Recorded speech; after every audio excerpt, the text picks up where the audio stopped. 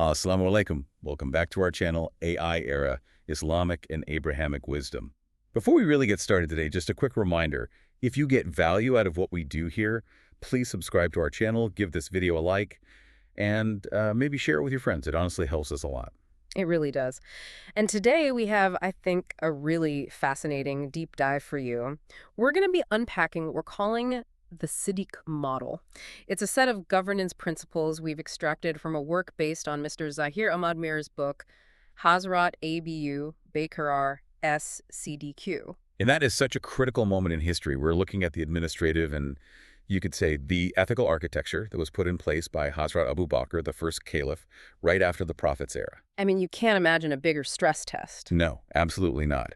You have this brand new, revolutionary kind of socio-political entity. It's built on these incredibly powerful ideals, but then suddenly there's leadership vacuum. The founder is gone, and you're facing all these internal and external threats. And that's the question, right? How do you hold it all together? What systems actually kick in to stop it from just collapsing immediately? And our source material really homes in on that. It focuses on how Abu Bakr, as the leader, the caliph, essentially engineered the state for resilience. Yeah, and the central theme that just keeps coming up, and this is what we really want you to focus on, is that unity wasn't treated as some, nice-to-have social idea. It was a rigid, a non-negotiable system requirement for survival. That framing is so powerful because today we often talk about unity as, an aspiration, a political slogan. Right. But here, they literally built the entire machine of government on one single assumption. Right. Division means death. It's that simple. So what you're going to get today is almost an architect's view, a blueprint for how a collective identity is built, how it's maintained, and how it is rigorously, and I mean rigorously, defended. And what's so surprising is how relevant these principles are. I mean, think about modern states struggling with, say, extreme political polarization. Or even huge global companies trying to keep a cohesive culture across different countries. Or digital platforms. Yeah. Platforms that are just wrestling with misinformation and factionalism. The core problem is exactly the same. It is. How do you stop a diverse, sprawling community from fracturing into a million pieces? Okay, let's dive into that foundational premise then. The sources are just unequivocal. For Abu Bakr, unity was non-negotiable. That feels deliberate, almost existential. It was completely existential. You have to remember the context. This new community was, well, it was tiny. It was powerful in its ideals, sure. But in terms of military might, economic resources, it was weak. And it was surrounded by huge hostile empires. So any crack that appeared internally would just be an open invitation. Instantly. It would be exploited by enemies from the outside or even rivals on the inside who wanted to bring back the old tribal power structures. The second the central authorities showed any weakness, they were facing, well, total annihilation. So stability wasn't a luxury item. It was the entire defense strategy. So what were the specific structural dangers they were trying to prevent with this absolute demand for unity? The first, and I think the text suggests it's the most corrosive danger, is that division weakens law. Weakens law. What does that mean in practice? Well, think about what law is at its core. It's a collective agreement, right? We all agree to live by a shared set of rules. Okay. But what happens if a specific group within that collective, maybe a powerful tribe or a wealthy merchant class or regional governor, decides, you know what, that one part of the law, that doesn't apply to us? The whole thing loses its power. It loses its universality. The entire legal system just starts to crumble. I can see the parallel right away. I mean, imagine you're running a massive online platform and a group of, say, high-profile celebrities decides they're exempt from your content rules because they drive a lot of traffic. That is the perfect analogy. The second you allow that, your terms of service, your law, it's not a mandate anymore. It just becomes a suggestion, a negotiation. Right. It's not a rule book. It's a list of suggestions that you can haggle over. Exactly. And your governance transforms from being this non-negotiable mandate into just a constant losing battle of negotiation. The system has already failed structurally at that point. Wow. That's a powerful way to put it. The integrity of the law just vanishes if it's not applied to everyone. So what was the second major threat from fragmentation? The second one is that fragmentation invites chaos. And this is more than just, political disagreement. This is a breakdown of society. It's the total dissolution of order. If the central government can't enforce its laws, what happens? Contracts become meaningless. The economy stalls because who's going to invest if there's no predictable legal framework? Your defense fails because everyone's got their own little militia instead of a coordinated army. Exactly. Chaos just drains all your resources. It stops you from building anything. It kills trade. And it makes you a sitting duck for anyone who wants to conquer you. So the goal was to create this collective identity as a counterpressure, as a stabilizing force. How does that work in practice? Well, when everyone starts to identify with the same state, the same shared values, Right. not just their local tribe or their city, then the social cost of causing trouble becomes really high. Because you're not just hurting some abstract other. You're threatening your own security, your own economic system, the entire welfare structure that you and your family benefit from. That shared identity creates this massive pressure to conform because the only alternative is just mutual destruction. Okay, this is where it gets really interesting for me. The sources make a huge distinction. They say unity was a governance principle, not just a political slogan. How can we tell the difference? A slogan is what you say. A principle is what you build. It's in the architecture. Okay, give me an example. If unity is just a slogan, a leader might give great speeches about togetherness, but behind the scenes, they're tolerating a powerful tribe running its own courts. Or they're letting a wealthy region get away with not paying its taxes. They're saying one thing, but allowing division to happen structurally. Precisely. But if unity is a governance principle, you actively design your entire system, your military, your courts, your tax system, to make that kind of parallel authority impossible. You build it so that selective obedience is, by definition, an act of rebellion. So let's take a concrete example from that time. A faction says, okay, we accept the spiritual message of Islam, but we're not going to pay the zakat, the collective tax. Right. A government that's just using a unity slogan might try to cut a deal, right? Yeah. For the sake of short-term peace? Of course. But a government built on a unity principle has to see that as an existential attack, because zakat wasn't just a tax. It was the lifeblood of the state. It funded everything. Social welfare, the justice system, the army. So refusing to pay it isn't a simple tax dispute. It's functionally an act of secession. You're starving the state, breaking the social contract, and setting yourself up as a power outside the system. The Siddiq model concluded that partial obedience like that was a mortal wound that had to be dealt with immediately, even with force if necessary. That's the structural view. It's not about punishing dissent. It's about repairing a structural failure. You're building the system to prevent fragmentation from the very start. You're designing the state so that following the rules is the only logical, beneficial, and lawful choice. You bake the principle right into the code of how the government operates. So we've got this principle of non-negotiable unity. But how do you actually apply that? I mean, you're dealing with a society that for centuries was defined by deep, deep tribal loyalties, feuds that went back generations. To enforce this new idea, you'd have to literally dismantle those old identities. That sounds like you're just asking for a civil war. And it was an incredible risk. It required a revolution on two fronts at once, politically and culturally. You can't just, put a new system on top of an old one and hope for the best. You have to pull up the old foundation. You have to actively dismantle them. And the sources point to three main pillars of the old social order that had to be systematically removed. Okay, what were they? Because this must have been incredibly stressful for people. You're telling them to give up everything they've ever known. And that's key. You're asking them to abandon a system of identity and protection that's existed for millennia. It's a huge ask. The first pillar, the most entrenched one, was tribal superiority. So your bloodline. Exactly. The complete rejection of lineage as a measure of your worth, your authority, or your right to hold a position of power. In that world, your tribe was everything. It determined your political power, your safety, who would back you up in a fight. To get rid of that is to tell the entire ruling class, sorry, your inherited status means nothing now. It means nothing. And the poorest person who just joined the community is now your equal under the law. It is the ultimate equalizer. The system had to prove that the only things that mattered were merit, competence, and commitment to the shared values. Because if people saw the same old tribal chiefs getting special treatment, the whole idea of justice would just evaporate. Instantly. The entire project would collapse. Which leads right into the second target. Once you neutralize tribal identity, you still have to deal with factional politics. So cliques and special interest groups. Yes. The prohibition of any political group or regional bloc or economic lobby putting its own interests ahead of the collective good. If your politicians are organizing based on their old tribal networks or their business connections instead of the universal goals of the state, that's factionalism. And the danger is they become these little power centers inside the system, working to undermine the main authority. That's it. You see it everywhere today, right? Powerful corporate lobbies that get laws passed that benefit them but hurt everyone else. Political parties that put winning ahead of what the country actually needs.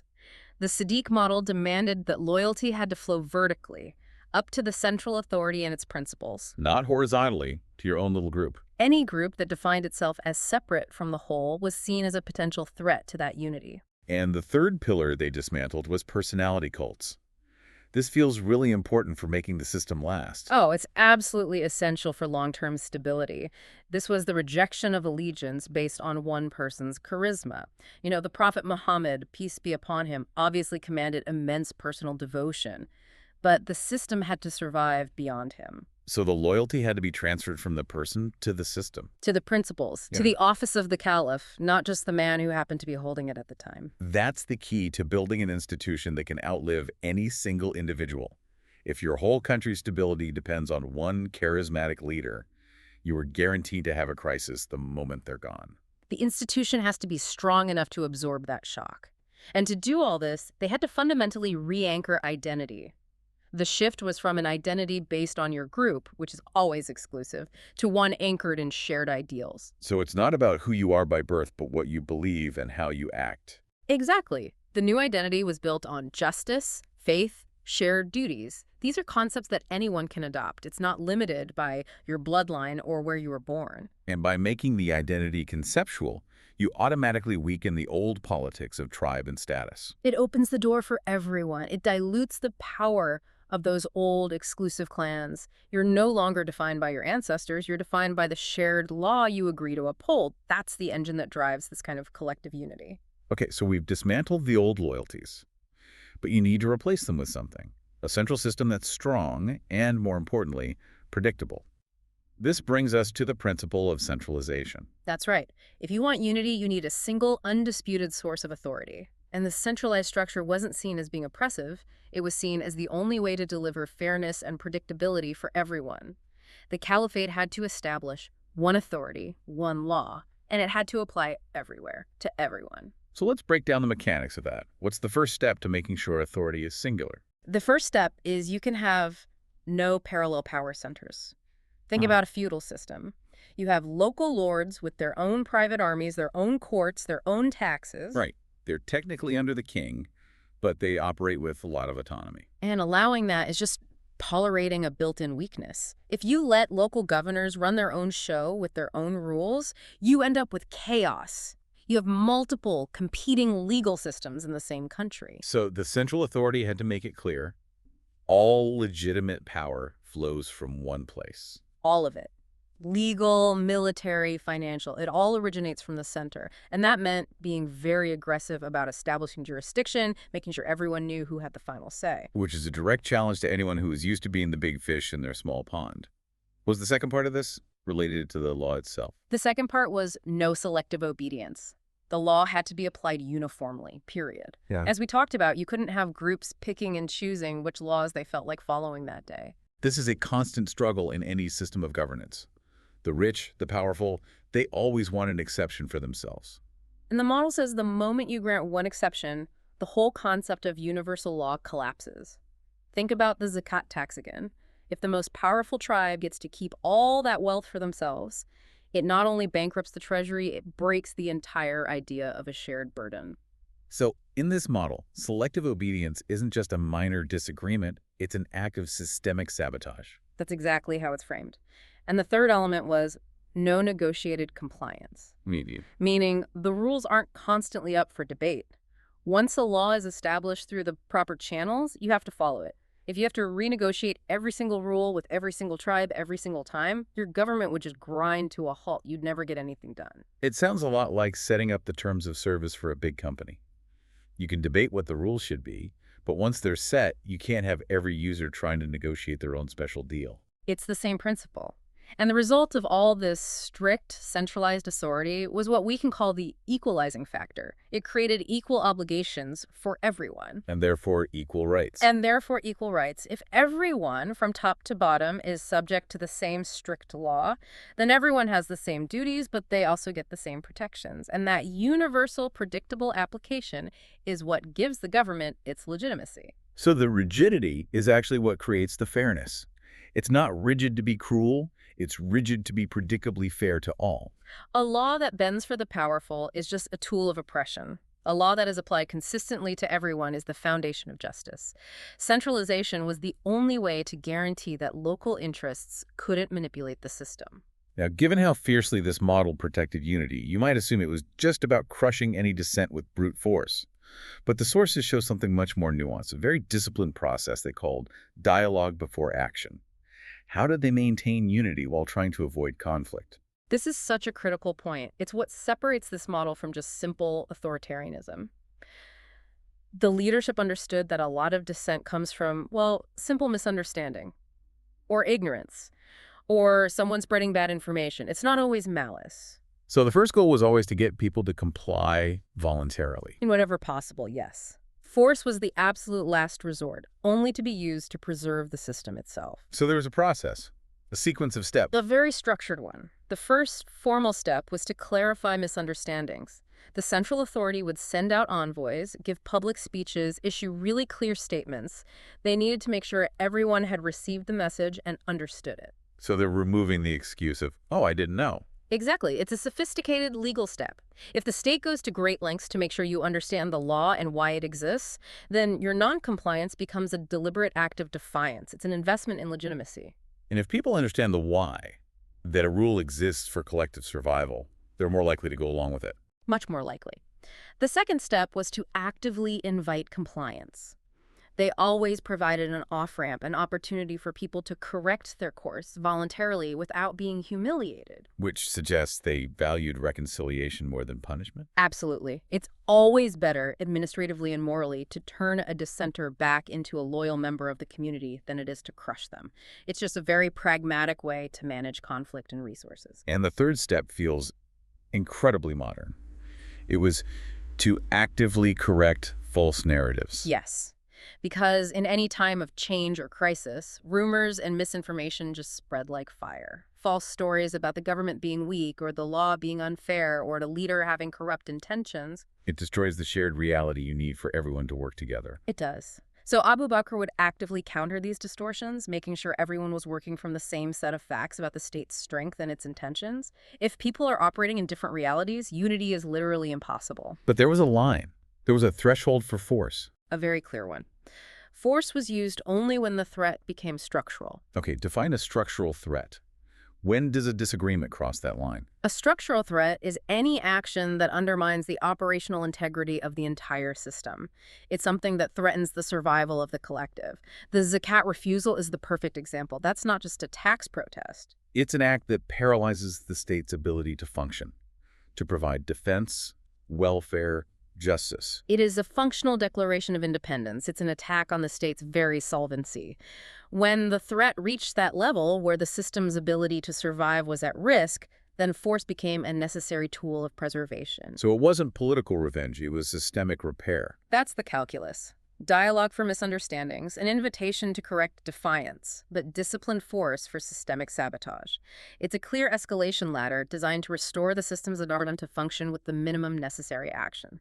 Okay, so we've talked a lot about structure and enforcement, but fear alone is a pretty weak glue to hold a society together long term. For a system this demanding to actually last, people have to want to be a part of it. There has to be a powerful incentive. And that brings us to the fifth point, which is maybe the most important of all, justice as the foundational glue. People stayed loyal because the system, for all its rigidity, delivered predictable, impartial fairness. It replaced the old arbitrary system of tribal power with something codified and universal. And that's what turns a powerful regime into a legitimate state. So let's walk through the 3 pillars of justice that the model identifies as being so critical for loyalty. The first pillar is equal rights. This meant universal protection, universal benefits, universal access to the courts. Your rights were guaranteed by the state, not by the strength of your tribe. Which is a radical idea. Mm. If the state can protect you better than your own clan can, the incentive to stay loyal to the state becomes much stronger. Your source of security shifts from the local to the central. The second pillar is equal duties. The burdens had to be shared fairly. If there's a call for military service or a tax like zakat, the richest and most powerful people can't be exempt. The moment the elites get to opt out of the shared sacrifice, the system loses all its moral authority. And that trust, once it's gone, is almost impossible to get back. Shared burden creates a sense of shared ownership, and that flows directly into the third and most crucial pillar, equal accountability. No one is above the law. No one, not the governors, not the top generals, and not the caliph himself. Accountability is the ultimate test of whether your justice system is real or if it's just a performance. The historical accounts really emphasize this. Leaders inviting criticism, making it clear that they themselves were subject to the same laws as everyone else. When the ruler and the ruled are held to the same standard, trust in the system just skyrockets. And that is the psychological factor. The core insight here is that people will unite, and they will stay united when they trust that the law is fair. That trust is the essential ingredient. It's the non-material capital you need for stability. Without it, you're just ruling by fear. So, to sum it up, unity is enforced through structure, but it's earned through the relentless and very visible application of impartial justice. Stability is purchased with justice. The model recognized that if you compromise on justice for some short-term political gain like letting a powerful ally get away with the crime, you're not being pragmatic. You're committing an act of self-sabotage that will erode the very foundation of your state. We've covered the structure, the judiciary, the administration. Now we get to something more abstract, but maybe the most dangerous threat of all, ideological drift. You can enforce laws, but how do you guard the actual ideas, the shared values that hold the whole thing together? This is a profound challenge. Because if you have ideological fragmentation, it means the community stops agreeing on what their shared purpose even is. A state can handle political disagreements, but if the foundational concepts, the why we're all doing this, start to splinter, the institution itself just loses its reason to exist. So the Siddiq model required active ideological preservation. What kind of doctrinal threats did they have to confront? They faced threats on two main levels.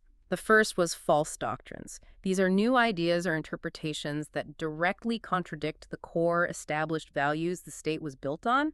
We're not talking about minor disagreements here. We're talking about things that would fundamentally redefine the whole system. It's like different groups trying to rewrite the source code of the operating system while it's running. The whole thing will crash because nobody agrees on the mission anymore. Exactly. But the second threat was maybe more insidious politically. It was partial obedience, or what you could call selective faith. Selective faith. That sounds like a contradiction. Yeah. You're part of the group, but you're refusing the duties that come with it. It's a subtle but deadly form of ideological splintering. It's the idea that you can pick and choose, that you can accept the parts of the ideology you like, say the spiritual benefits, while rejecting the parts that are difficult, like the mandatory social and financial obligations. And we're back to the zakat example. Mhm. People who said, we believe, but we're not paying the tax. Yes. The sources argue that the collective ideology has to be a complete package. You can't claim the benefits of membership without accepting the duties that make those benefits possible for everyone else. Allowing that selective adherence just fractures the entire social contract. And what's the consequence if a leader fails to confront that kind of drift? It leads to institutional collapse. The sources are blunt. Ideology, once fragmented, destroys institutions.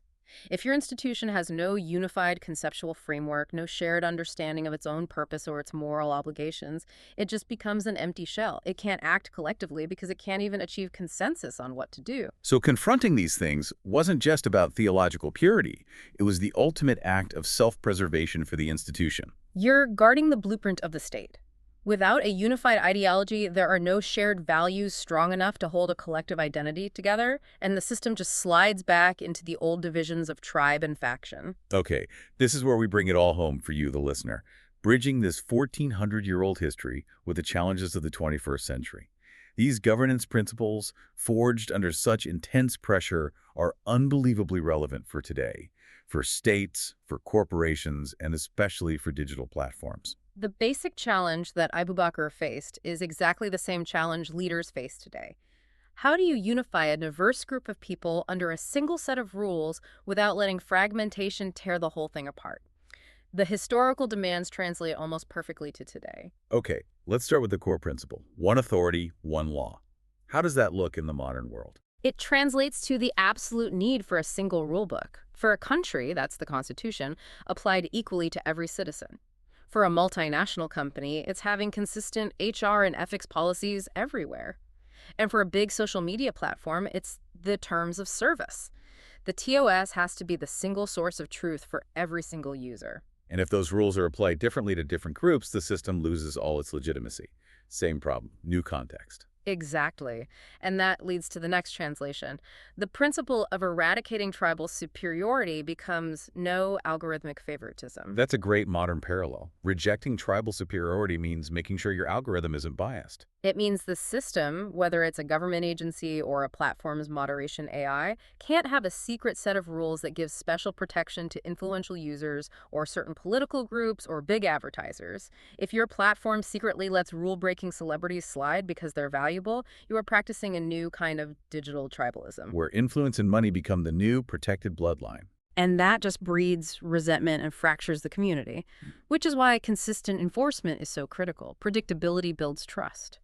A system where rules are enforced one day, but ignored the next, maybe because of a public outcry, is a system that nobody trusts. And the digital world has created these terrifyingly efficient new ways for factions to form.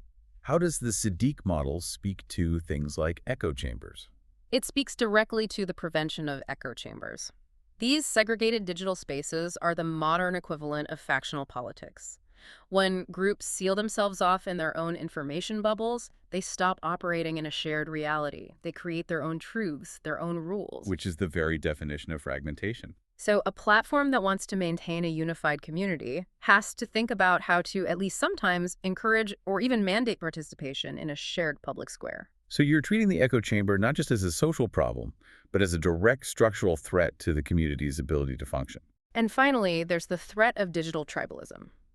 When your primary identity becomes anchored in a hashtag or a small online group, or loyalty to one charismatic influencer, you've replaced allegiance to shared civic values with loyalty to a faction or a personality cult. The same old divisions, just in a new form. The lesson is the same. Stability comes from allegiance to shared principles, not charismatic individuals. So what's the big takeaway for a designer or a policymaker today looking at this model? It's the design imperative. The final conclusion is that unity has to be designed into the very structure of your system. You can't just hope it will happen on its own. It means you have to actively engineer the mechanisms for equal accountability, for consistent enforcement, for the rejection of privilege right into the code, or the Constitution, or the company handbook. If you want a resilient system, you have to value its structural integrity above the demands of any one section of it. This has been such a profound look at stability in statecraft, pulling these foundational lessons from one of the most critical moments in history. To try and synthesize it all for you, the listener, we've seen that in the Siddiq model, unity wasn't a goal, it was a non-negotiable requirement for survival. And that required dismantling all the old loyalties, tribe, faction, personality, and replacing them with a single universal rule of law. But, and this is so important, that rigidity was balanced by a very disciplined approach to dissent. Dialogue first, and force only as a last resort against structural threats. And what held it all together, what made people loyal, was the glue of justice, equal rights, equal duties, and equal accountability for everyone. It's a masterclass in designing a robust system that puts the long-term health of the collective over any short-term political convenience. Which brings us back to that one core idea, the sentence that really anchors this whole deep dive. A system survives by unity, not by tolerance of division. It's an incredibly stark, absolute statement about what it takes for an organization to survive when the stakes are existential. And that phrase, unity, not by tolerance of division, is so provocative. I mean, in modern pluralistic democracies, tolerance is held up as one of our highest virtues. It's how we manage diversity. Precisely. And that's the final provocative thought we want to leave you with. That's the tension for you to explore. How do you apply this rigorous concept of non-negotiable unity in a modern, diverse, pluralistic society? Where does that necessary structural unity, the single rule book for everyone end? And where does the necessary tolerance for different views, different subcultures, different opinions begin. Are things like constitutions or a company's mission statement an attempt to create that structural unity while allowing for maximum ideological tolerance within that framework? We encourage you to look at the systems around you, in your country, in your workplace, online, and analyze how they try to solve that timeless tension between the needs of the collective and the rights of the individual. We hope this deep dive has given you a powerful new lens to see those challenges through.